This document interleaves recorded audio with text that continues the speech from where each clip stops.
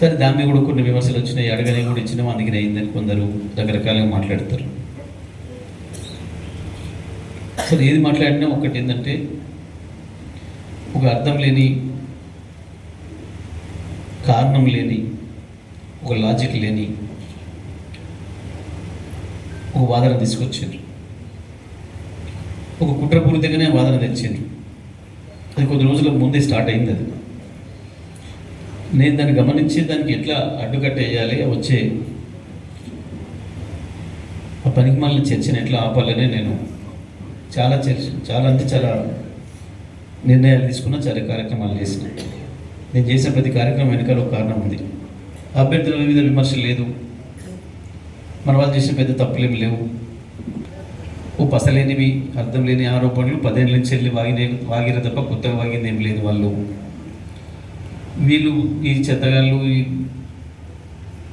Street రౌడీలు, వీధి స్థాయి నాయకులు మాట్లాడిన మాటలే వీళ్ళు రాసిస్తే వచ్చిన వాళ్ళు కూడా ₹10 నుంచి వచ్చిన వాళ్ళు తప్ప ఈ పార్టీ అయినా ఆ పార్టీ అయినా జాతీయ పార్టీల నుంచి కొత్తగా వాళ్ళు ఏం చెప్పింది ఏం లేదు, వాళ్ళు ఉపన్యాసం ఇచ్చింది ఏం లేదు. ఇక్కడ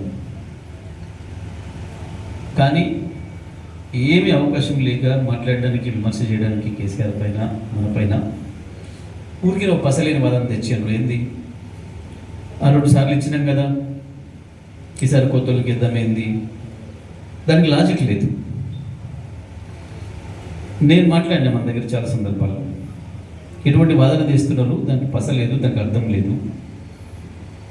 10 ఏళ్ళు మంచి పని చేసిన వాడిని వదులుకుంటాడు ఎక్కడైనా, కొత్తలు చూద్దామని చెప్పి ఎవరైనా వెతుకొని పోతారు తెలివి తక్కువగా అని చెప్పి కొన్ని సందర్భాల్లో గ్రామాల్లో ఉన్న సామెత చెప్పిన,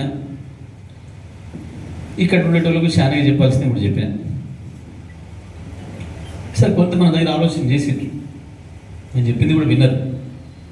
నేను చెప్పిన ప్రజలకి, సరే మీరు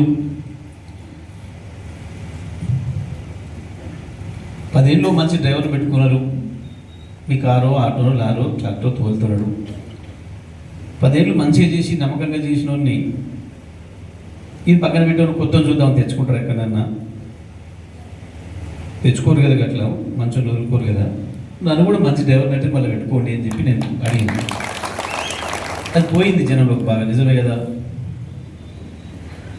కరెక్ట్ కదా, ఈ ఆలోచన అనేది పోయింది. కొన్ని దగ్గర బాబు ఇట్లా